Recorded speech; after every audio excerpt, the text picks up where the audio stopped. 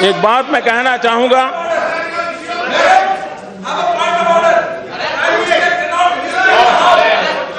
क्या है? You cannot be disturbing the house like this. Please take your seat. No, you cannot be disturbing like this. Nothing is. आप चिंता मत हम ये जानते हैं कि अर्थव्यवस्था को Nothing is going on record. Please. इस बात का कोई इनकार नहीं कर सकता है, मत गलत एक समांतर अर्थव्यवस्था डेवलप हुई थी। और ऐसा नहीं है, ये काम भी आपके संज्ञान में भी पहले भी आया था।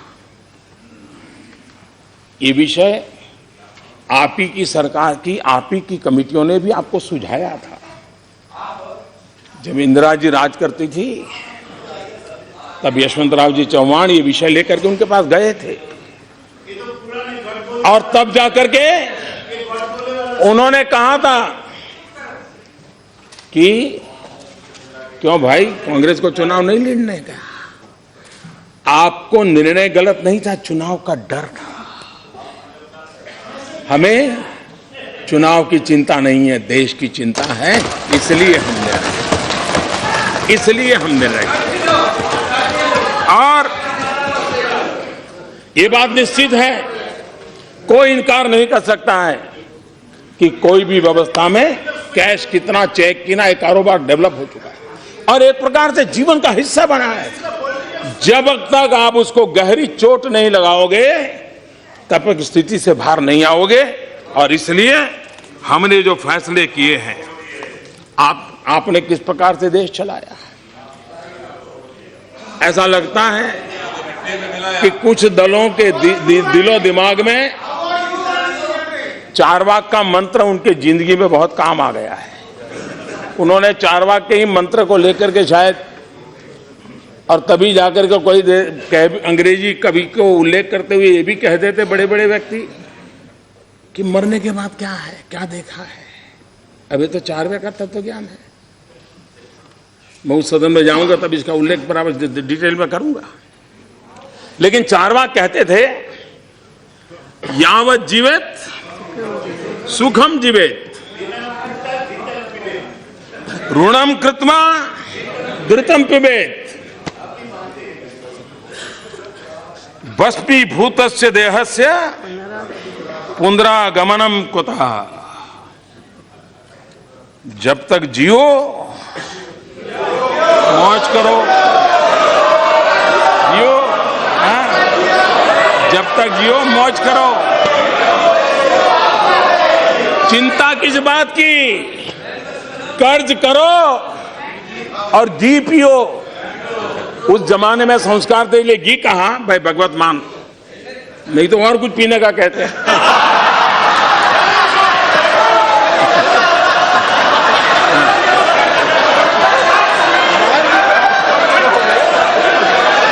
लेकिन उस समय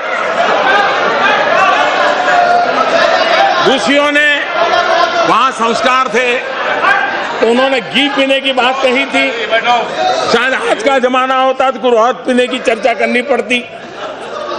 लेकिन इस प्रकार की फिलॉसफी से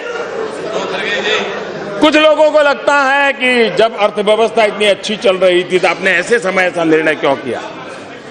ये बात सही है। आप जानते हैं, अगर आपको कोई बीमारी हो और डॉक्टर कहता है भी ऑपरेशन करना है, ऑपरेशन बहुत जरूरी है, फिर भी वो कहता है पहले भाई शरीर ठीक करना पड़ेगा, डायबिटीज कंट्रोल करना पड़ेगा, ढीकना कंट्रोल करना पड़ेगा, 7-8 दिन और मशवरा, फिर बाद में ऑपरेशन करते हैं। जब तक वो स्वस्थ नहीं होता है ऑपरेशन करना नहीं पसंद करता डॉक्टर, कितनी भी गंभीर स्थिति हो। डीमोनेटाइजेशन के लिए यह समय इतना पर्याप्त था कि देश की अर्थव्यवस्था तंदुरुस्त थी। अगर दुर्बल होती हम ये कतई सफलतापूर्वक नहीं कर पाते। ये तब सफल होता है ताकि अर्थव्यवस्था मजबूत थी। और इसी समय दूसरा, इसका समय, ऐसा मत सोचिए कि हड़बड़ी में होता है। इसके लिए मोदी का अध्ययन करना पड़ेगा आपको।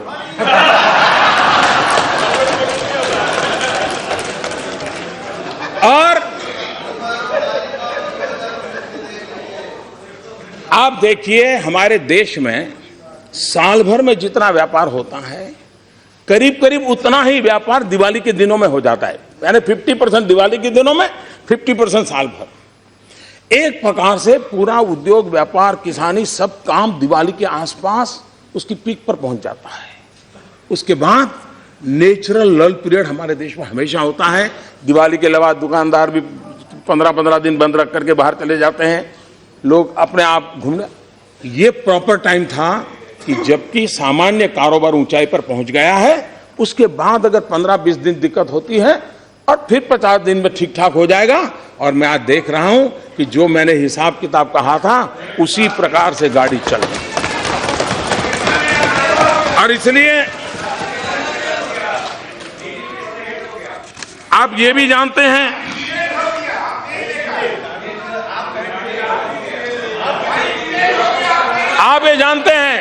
एक जमाना था इनकम टैक्स डिपार्टमेंट की मर्जी पर,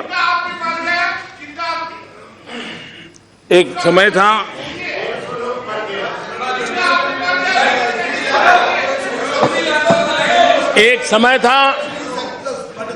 जब देश में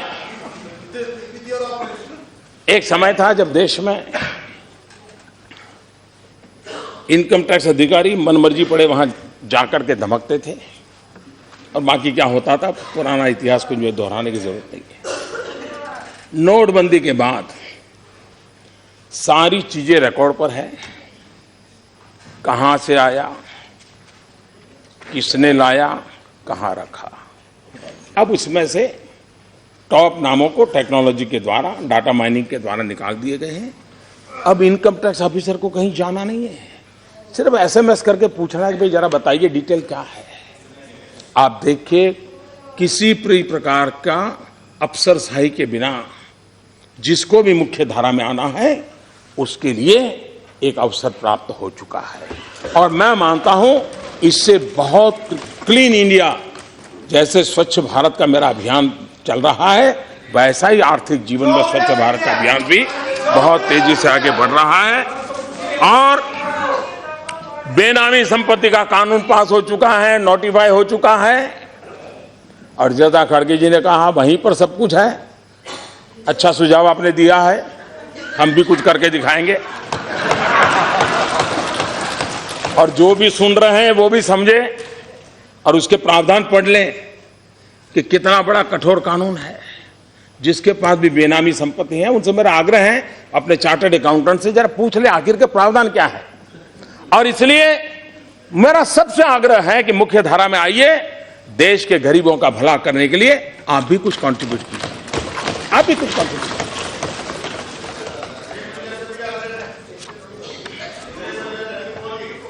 जहां जहां कभी कभी लगता है कि ये निर्णय अचानक हुआ क्या, मैं जरा जानकारी देना चाहता हूं। जिस दिन हमारी सरकार बनी सबसे पहला काम किया कैबिनेट में एसआईटी बनाई। सुप्रीम कोर्ट ने कहा था और लंबे अरसे तक लटका पड़ा था कि विदेश के काले धन के लिए एसआईटी बनाओ, हमने बनाई। सुप्रीम कोर्ट ने कहा था उस प्रकार से बनाई। और सुप्रीम कोर्ट ने क्या कहा था, 26 मार्च 2014, since 1947 for 65 years nobody thought of bringing the money stashed away in foreign banks to the country. The government has failed in its role for 65 years. This court feels that you have failed in your duty, and so it gives an order for the appointment of the committee headed by former judges of this court. 3 years have passed, but you have not done anything to implement the order. What have you done? Except for filing one report, you have done nothing. ये 24 मार्च 2014 को supreme court ने उस सरकार को कहा है।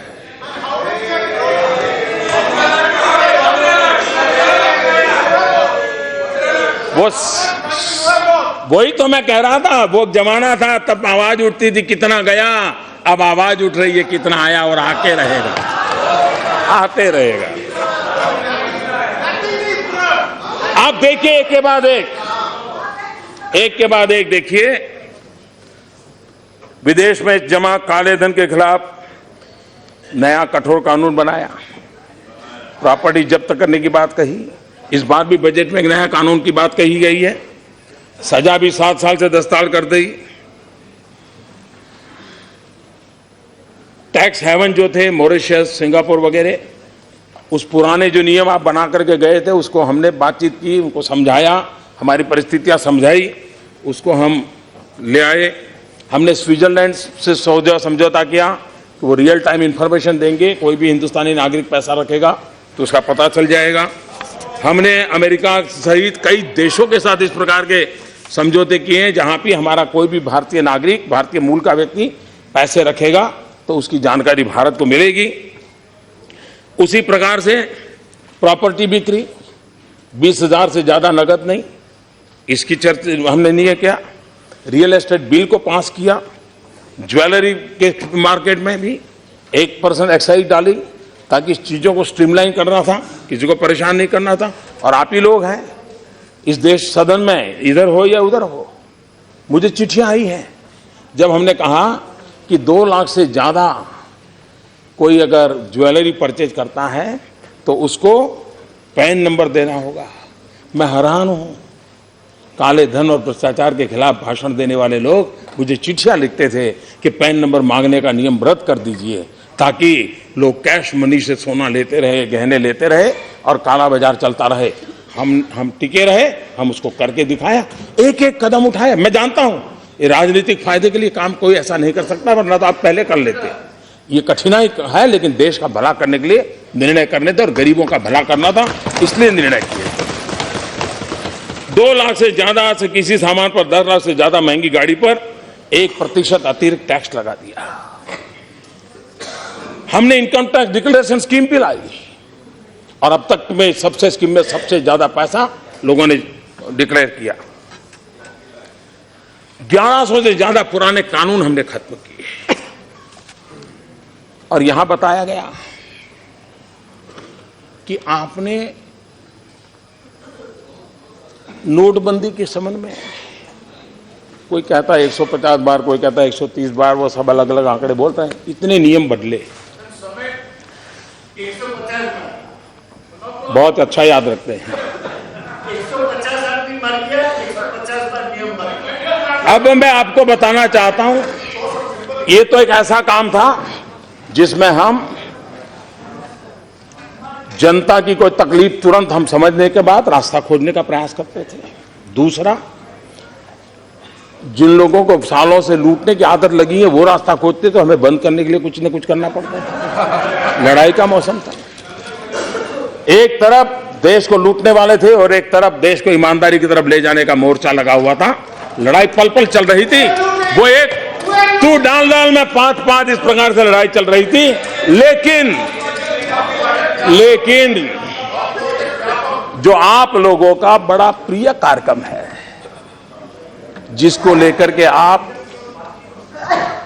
बड़ी पीठ थपथपा रहे हैं, वैसे उसके लिए आपको हक नहीं है, क्योंकि जब इस देश में राजा रजवाड़ों का शासन था तब भी गरीबों के लिए राहत काम के नाम से योजनाएं चलती थी। उसके बाद भी हिंदुस्तान में फूड फॉर वर्क के नाम से कई योजना, 9 देश आजाद होने के बाद 9 प्रकार की अलग अलग नामों से चली हुई योजना चलते चलते चलते अब उसने एक नाम लिया जिसको मनरेगा कहते हैं।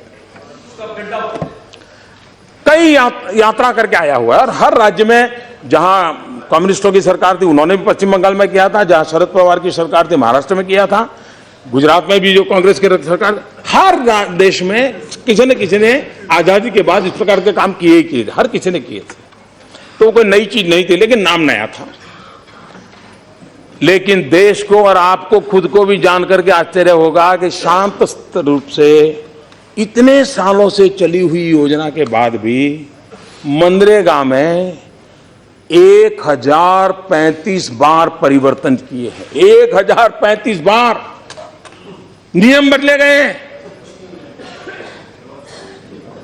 आप कभी अपने तो आईने में झांकिए, और उस समय तो लड़ाई नहीं थी, इतने बड़े दबाव में काम करना नहीं था।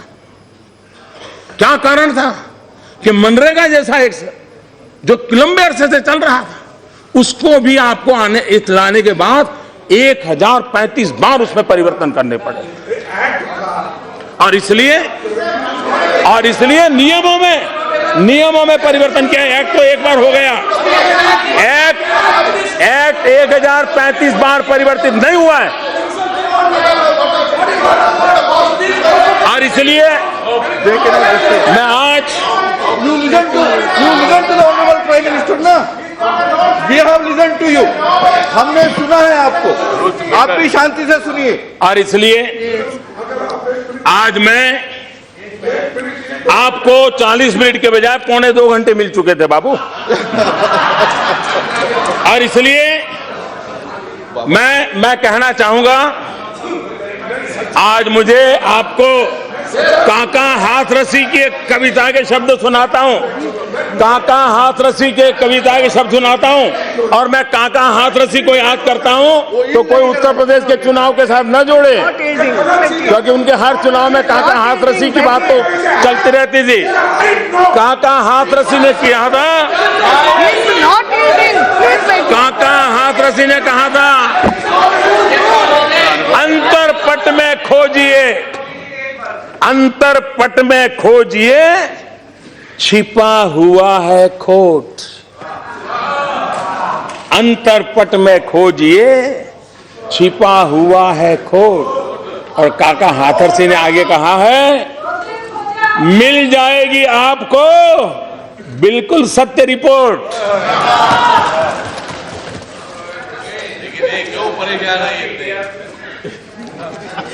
आदरणीय अध्यक्ष जी, मैंने एक बात की और भी ध्यान देना चाहता हूं। सरकार नियमों से चलती है, संवैधानिक जिम्मेवारियों के साथ चलती है।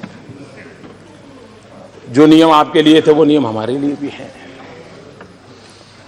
लेकिन फर्क कार्य संस्कृति का होता है।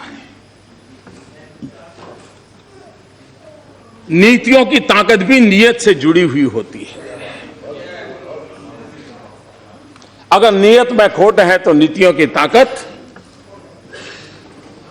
माइनस में चली जाती है, जीरो छोड़ो माइनस में चली जाती है। और इसलिए हमारे देश में उस कार्य संस्कृति को भी समझने की जरूरत। जब भी हम कुछ बोलते हैं यहां से, ये तो हमारे समय था, ये तो हमारे समय था, तो आज मुझे लग रहा है मैं ही उसी पर खेलूं। थोड़ा आपके मैदान में खेलने के लिए आना पसंद करूंगा आज मैं।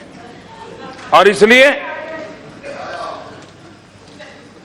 ऐसा क्यों हुआ? ऐसा तो नहीं है कि आपको ज्ञान नहीं था, आपको ज्ञान कल ही हुआ, ऐसा थोड़ा था, आपको जानकारी थी। लेकिन महाभारत में कहा है इस प्रकार से, जानामि धर्मम न च मे प्रवृत्ति, जानामि अधर्मम न च मे निवृत्ति। धर्म क्या है वो तो आप जानते हैं, लेकिन वो आपकी प्रवृत्ति नहीं थी। अधर्म क्या है वो भी जानते थे, लेकिन उसे छोड़ने का आपका सामर्थ्य नहीं था।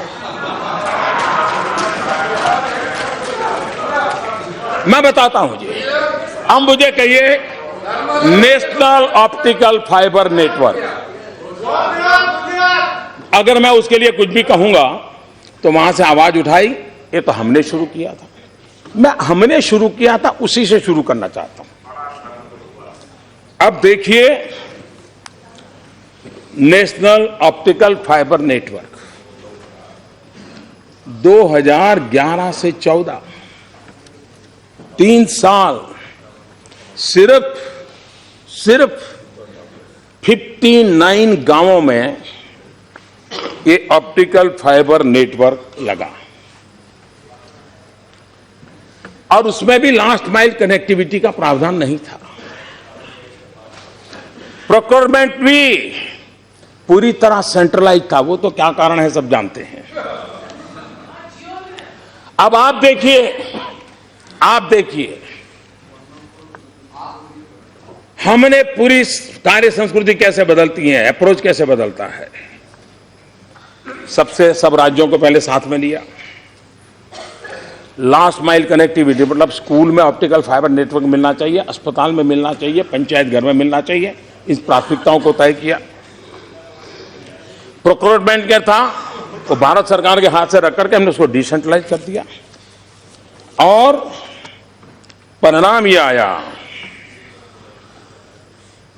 कि इतने कम समय में अब तक 76,000 गांवों में optical fibre network last mile connectivity के साथ पूरा हो गया।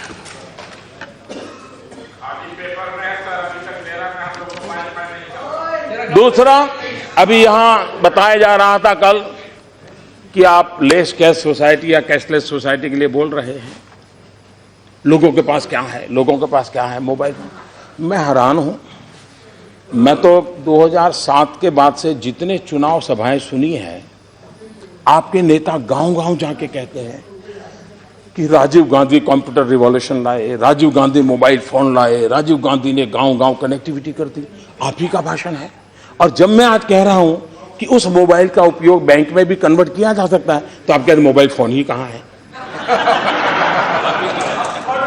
ये समझ भी आ रहा है भाई। आप ही कह रहे थे हमने इतना कर दिया, जब मैं उसमें कुछ अच्छा जोड़ रहा हूं तो कहते नहीं वो तो है ही नहीं। तो ये क्या समझा रहे थे आपको जी, क्यों ऐसा कर रहे हो जी। दूसरी बात है, ये आप भी मानते हैं, मैं भी मानता हूं कि पूरे देश के पास सब नहीं है, लेकिन मान लो अगर 40% के पास है, तो क्या उन 40% लोगों को इस आधुनिक व्यवस्था से जोड़ने की दिशा में हम सबका सामूहिक प्रयत्न रहना चाहिए कि नहीं रहना चाहिए। 60% का चलो बाद में देखेंगे, कहीं तो शुरू करें। और इसका लाभ है डिजिटल करेंसी को हम कम ना आके, आज हमारा एक एटीएम उसका संभालने के लिए एवरेज 5 पुलिस वाले लगते हैं। करेंसी को एक जगह से दूसरे ले जाने के लिए सब्जी और दूध के मोबिलाइजेशन के लिए जितना खर्चा होता है, उससे ज्यादा उसके मोबिलाइजेशन से खर्चा होता है। अगर हम इस बातों को समझे तो जो कर सकते हैं, सब नहीं कर पाएंगे हम समझ सकते हैं, लेकिन जो कर सकते हैं उनको करने के लिए प्रोत्साहित करना, ये नेतृत्व का काम होता है, किसी भी दल का हो। उससे लोगों का भला होने वाला है। अभी मुझे कोई बता रहा था, एक सब्जी वाले ने शुरू किया, कल ही कोई मुझे रिपोर्ट देके गया। उसको पूछा तेरा क्या फायदा है। बोले साहब पहले क्या होता था, एक तो मेरे ग्राहक परमानेंट थे, सबको मैं जानता था। अब मान लीजिए 52 रुपीज का सब्जी लिया, तो फिर वो मैडम कहती थी चलिए जेब और पैसे नहीं, 50 रुपए का नोट ले लो। तो बोले मेरे 2 रुपए चले जाते थे। अब मैं भी बोल नहीं पाता था। और बोले मैं लगाता था हिसाब, तो साल भर में मेरा 800-1000 रुपया, ये रुपया 2 रुपया न देने में ही हो जाता था। बोले इसके कारण भीम ऐप लगाने के बाद 52 रुपया है तो 52 रुपया मिलता है, 53 रुपया है तो 53 मिलता है, 48 रुपये 45 पैसा है तो पूरा मिलता है। बोले मेरा तो 800-1000 रुपया बच गया। देखिए चीजें कैसे बदलती है। और इसलिए हम कम से कम, आप मोदी का विरोध करें कोई बात नहीं, आपका काम भी है, करना भी चाहिए, लेकिन जो अच्छी चीज है उसको आगे बढ़ाएं। जहां है मान लीजिए गांव में नहीं है, शहरों में है तो आगे तो बढ़ाओ भाई, उसको योगदान करो, देश का भला होगा, हम और किसी व्यक्ति का भला नहीं है। और इसलिए मैं आग्रह करूंगा कि ऐसी चीजों में हम मदद कर सकते हैं तो करनी चाहिए। कार्य संस्कृति कैसे बदलती है। अब ये रोड बनाना क्या हमारे आने के बाद हुआ क्या, ये टोडरमल के जमाने से चल रहा है, शेरशाह सूरी के जमाने से चल रहा है। तो ये कहना कि ये तो हमारे जमाने से था, हमारे जमाने से था, आप कहां जाओगे भाई। लेकिन फर्क क्या है, पिछली सरकार में प्रधानमंत्री ग्रामीण सड़क योजना प्रतिदिन 69 किलोमीटर होती थी, हमारे आने के बाद 111 किलोमीटर होती है। ये फर्क।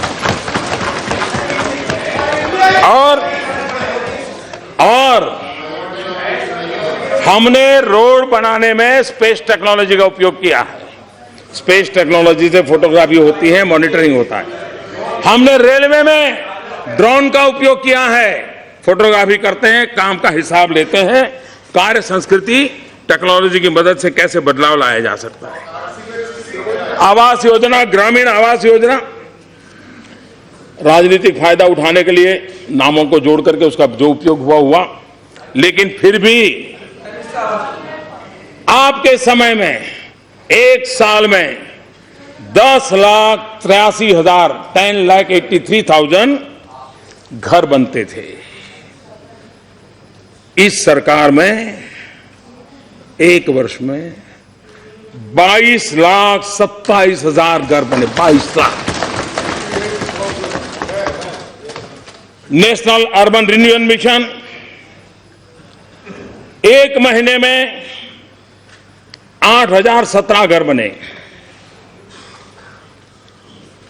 हमारी योजना से 13,530 घर बने।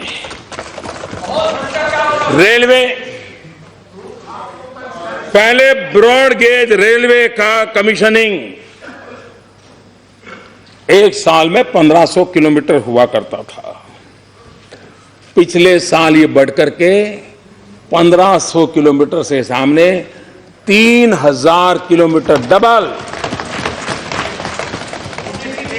और हम 3,500 किलोमीटर तक। और इसलिए